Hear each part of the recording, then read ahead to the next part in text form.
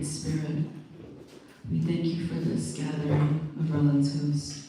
We ask blessings on those who could not be with us in person, in physical space, but who are with us in spirit. I'd like to thank and ask for the guidance of Lala Leonard Crodell Jr. and also Chief Wesley Black Oak and all our relatives, the creepy callers, the eagles, the rainbows, our little people, even our Sasquatches. That's for you, my sisters. We gather today asking for your guidance, asking for safe travels and protection, and most of all, for unity.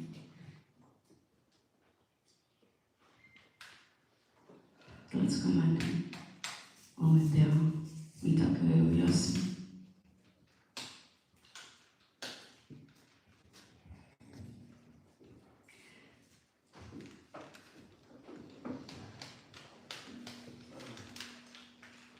I'm actually really not accustomed to speaking in public, although I've been trained heavily by different elders over the years, by the grandmothers and the grandfathers, but most importantly by the stone people and the water.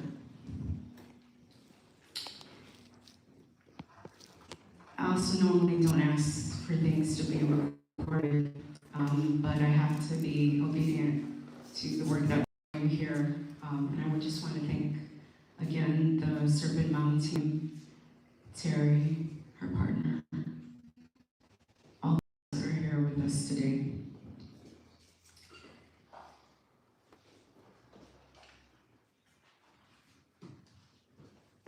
I don't believe in coincidences. I don't believe in happenstance. I never have. I think one of our sisters yesterday shared that she shared about her life journey, and I believe that we're all gathered here today. I'm singing the song, right? We are gathered here today. I just think, oh my, sorry, I'm a child of the 70s, so. Yeah. So I've learned, in particular by Lala Crodell, that it's important to be able to laugh even when we cry. It's important to, the grandmas talk about crying and tapping our faces and allowing our emotions to be and to step into that presence. I also travel a lot with different relatives, and today Lala Crodell asked me to bring things forward. I'm carrying his medicine. I was fortunate to study with him for quite some time, not a lot of physical time, but I'm continuing to study with him as he helps guide us from the space where he is today, like many of our elders across the rainbows. And many of you have already studied with many of our elders, both the grandmothers and the grandfathers, the stone people, and the waters. In a formerly Christian part of myself, I would say I would preach it to the choir, but I know that I see all of you. It's my first time here, but it really isn't.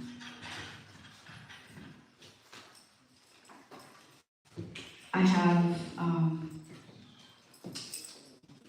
the message that I bring you today is actually to be present with your water. We spent a lot of time in Standing Rock talking about and praying and gathering around water protection. And I only spoke once at camp. Yes, I came with Reverend Jackson. The tribal nation asked me to bring him from Chicago. We were getting tear gassed. Our grandmas, our children were having dogs let go on them. We were getting beat. We were getting shot. We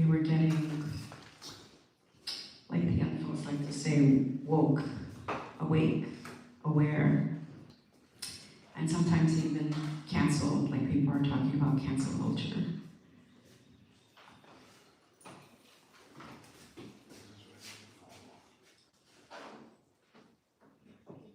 We had 2 fires at camp. We had a public fire, a secret fire, that many nations came from around the world and called to action. And some of us were given the task after camp, after the prayer camp, not the protest camp. We carry that prayer with us. Whether you sent $1 or food provisions or clothes provisions or couldn't go in person, but you sent a prayer, you stopped and paused and reflected, we're so very grateful for you carrying that fire within you and helping us protect Mother Earth, Muchinaka, Madre Tierra, and everything that we have that has been given to us by Creator and Great Spirit to utilize for good. At camp, in 2016, I had spent about 8 years starting to prepare to run for public office. I was raised in the media. My uncle founded 3 media outlets. And growing up in the media, you're privy to a lot of information, sometimes things you really don't want to know about people. And I think I was about 7 years old, growing up Catholic on the south side of the Chicago, having gone back and forth between Mexico City and Chicago, knowing that something wasn't quite right, something wasn't being told that was the truth. And at 7, until, and I don't count years anymore, I count decades, because I'm decades old at this point, at least in this Western time frame. But you know when you stand on the land where you stand, you know when your water knows someone else's water. You know when you see somebody, you can look them in the eye, and you know that you know them, but you may have not seen them for a very long time. You also realize, with the shortness of the breath that we have in the bodies that we're given, that we may never ever see each other again after this moment. And that's one of the lessons that Lala Crow Dog asked me to convey.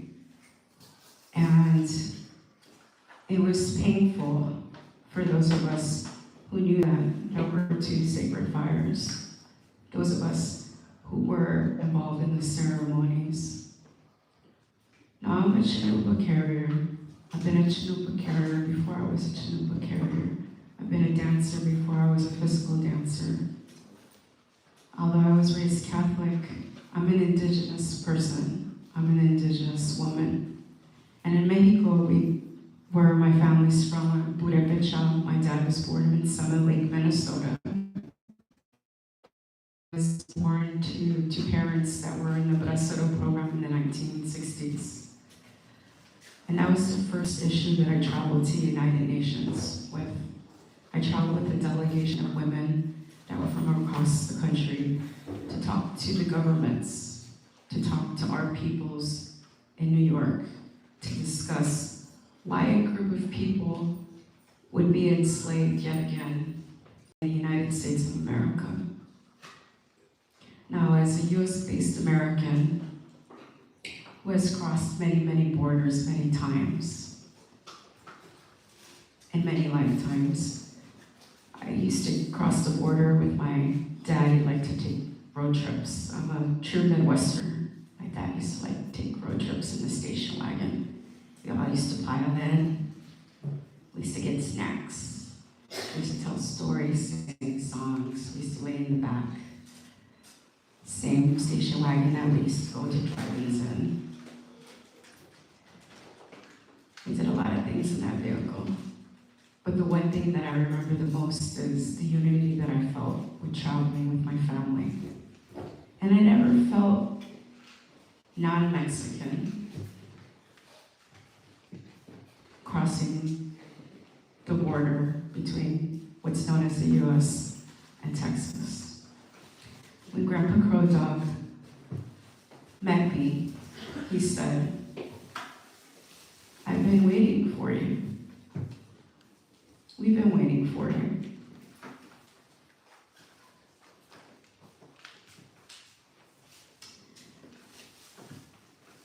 And Lala Crow Dog crossed over.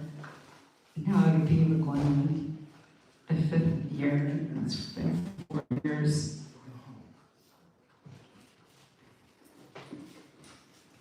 And we have a lot of history that's been told, but her story that hasn't been told. And the only reason why I'm standing here before you today is because of the many, many grandmas that have stood before me, many women who have worked side by side with men,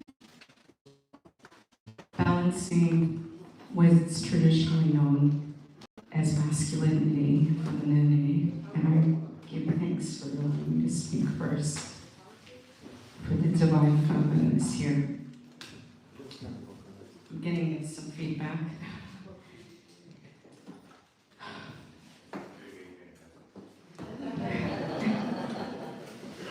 Now, I used to run a church, a Baptist church choir for 5 years on the south side of the city of Chicago. So I'm not going to break out in that kind of song, but I may sing the song a little bit later. And I got jokes, so. Being raised in the media gives you a different perspective. It makes you a little bit cynical. It makes you a little bit more aware. My uncle founded the National Association of Hispanic Publications when I was 13.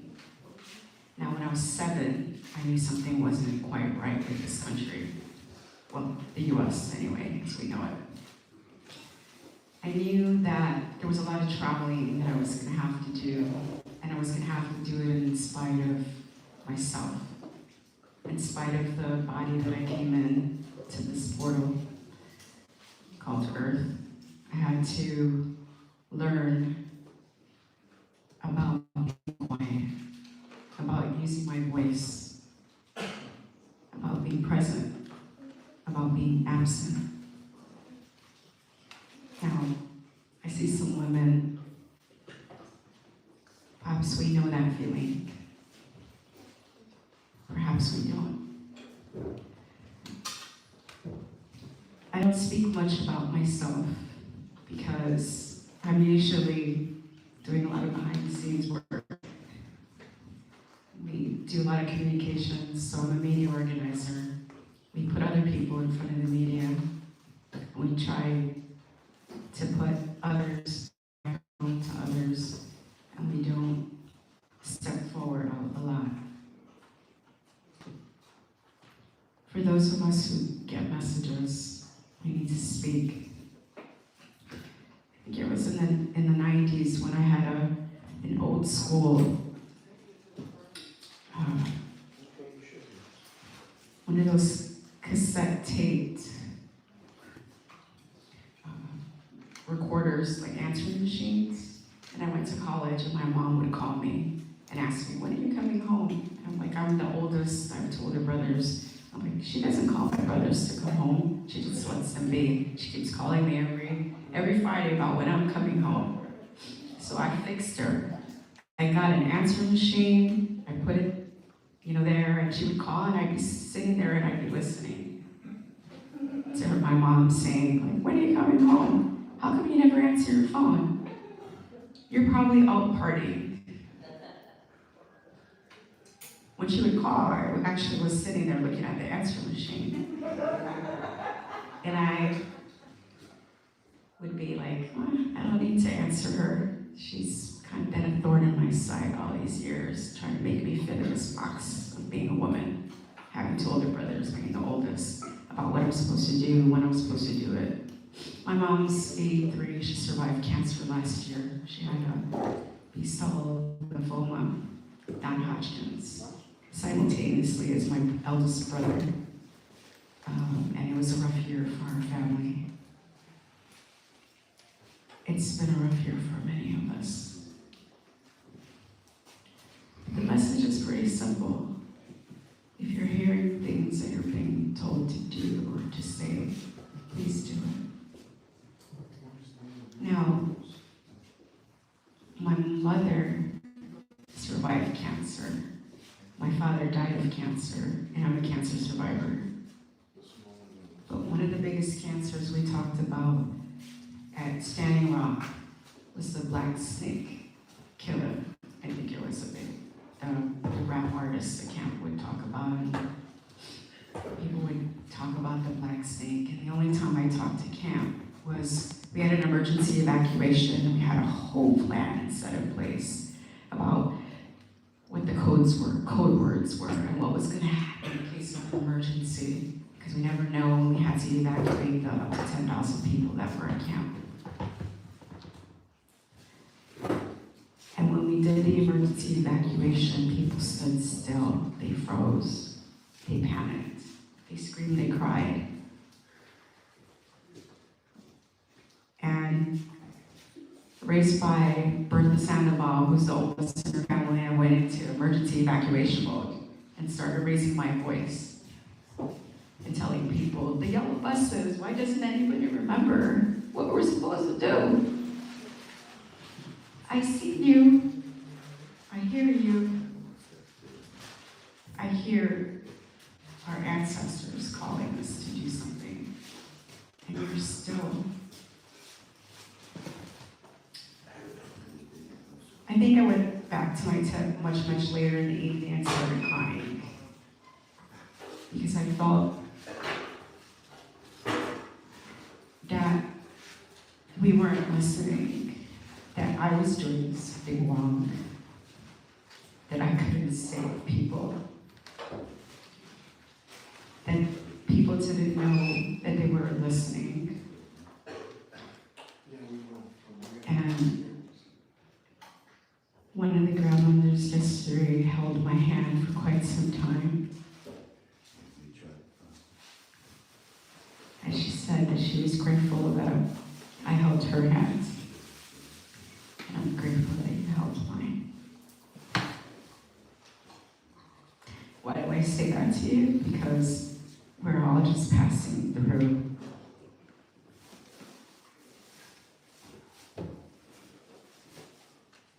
Now, I had time to travel with Grandpa Crow Dog, and my current elder is Wesley Black Elk, who's the son of Wallace Black Elk, which many of you knew. I didn't get a chance to meet Lala Wallace, but I talk with him, and he tells me things, just like some of you have those gifts here. It is time to share our ceremonies. Grandpa Crow Dog had several of us sit with him, and he said, no notes. I know you're a writer, Susana, but no time to take notes. Listen, remember. You will remember. Well, I was even afraid to tell him I didn't know the words to the songs. And he said, you remember, but be willing to remember. At camp, some of us were given certain tasks to do. He came up, Grandpa Crow Dog came up and did a ceremony, and he said to me, I feel sick. I'm tired. Now, what's a South Side girl from the city of Chicago, was smack dab in the middle of Standing Rock, doing when an ancient medicine man asks you to watch over him at night and pray? And he said, my relatives won't remember you. They won't see you yet.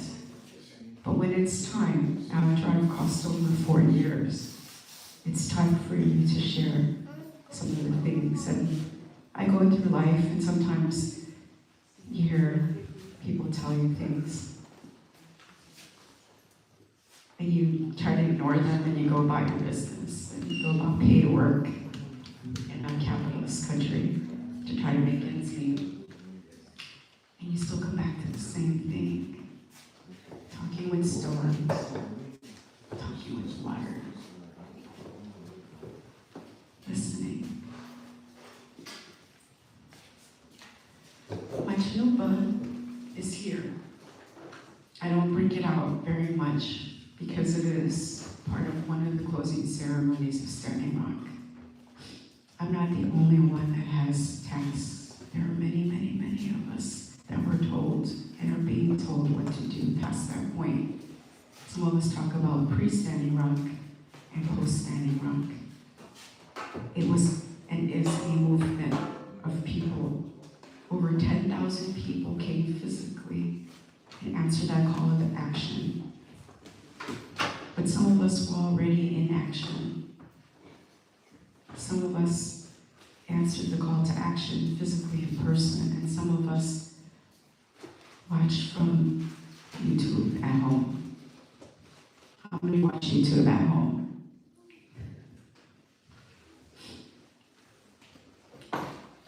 It doesn't matter if you were there in person. It doesn't make you less of a human being. It doesn't make you more of a human being if you were there. I will pass around my chalupa. It's wrapped with a prayer. You can pray with it. No, I'm not the white buffalo calf woman. Trust me, that one cost me a lot. There was one white buffalo calf woman, and those of us who know that tradition know who Butto Keeper is. And I'm not going to get into dynamics of families and argue about human frailties, but I'm here just to pray. I get an opportunity to serve and be in rooms with a lot of dignitaries, a lot of governments, a lot of nation states. We're being reorganized. We know that. Some of us know that. Some of us are reorganizing ourselves. But our prayer is to be present with our water. The water Lake Oahu was a sacred lake that was desecrated in Standing Rock. We were not a protest camp. We were a prayer camp. We were disrupted, or attempted to be disrupted. We were maltreated. But some of us know that. We've seen that before. And some of us stood up and said, never again.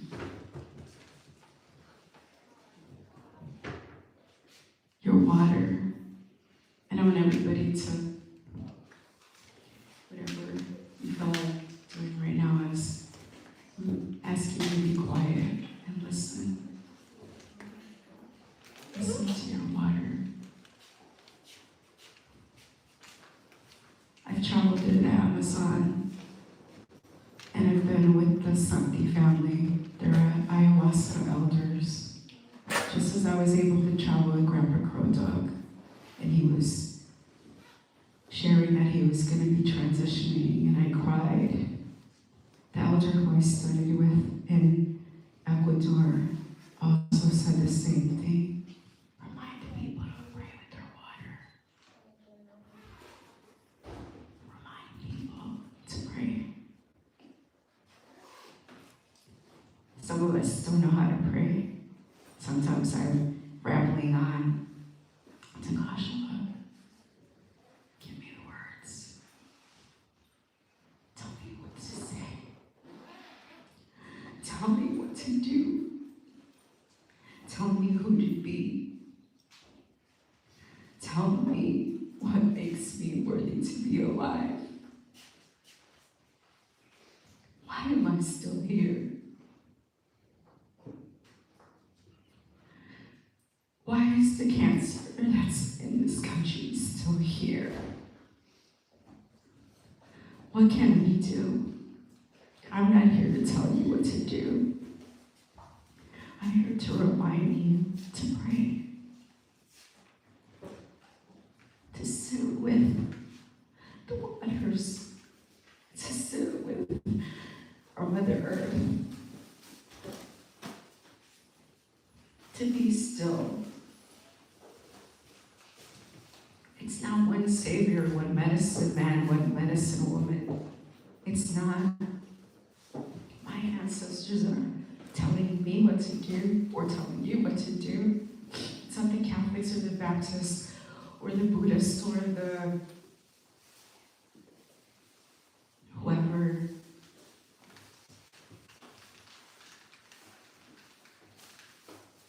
My ancestors thank your ancestors because you had the courage to come here. You had the courage to turn on the YouTube channel today. We have a chance to visit with each other.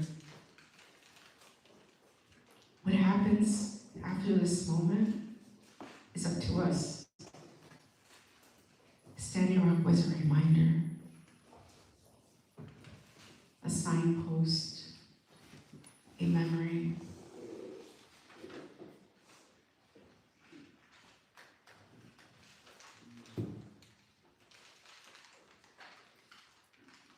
My brother said to me this morning, I'm going to let you lead first, because I know that the Divine Feminine must lead.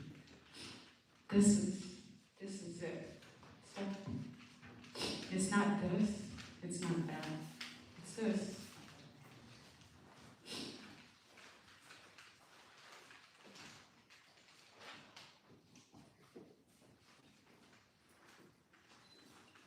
That cancer,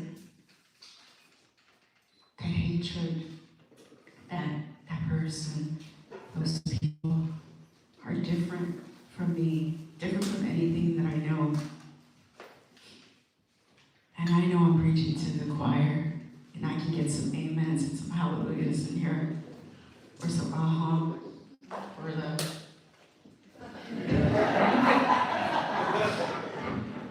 I know.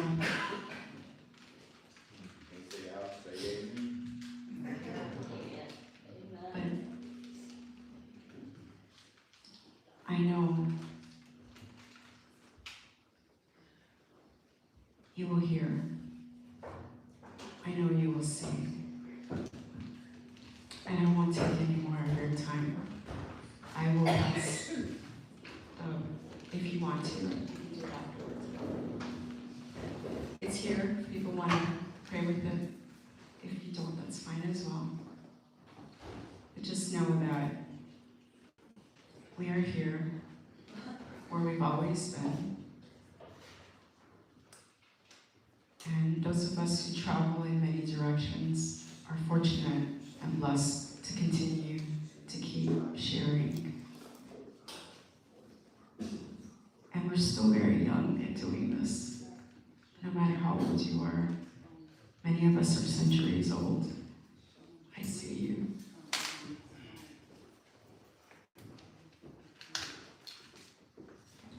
I'm just going to sing a thank you song, if I could, and I'll hand the mic over to my brother. Thank you for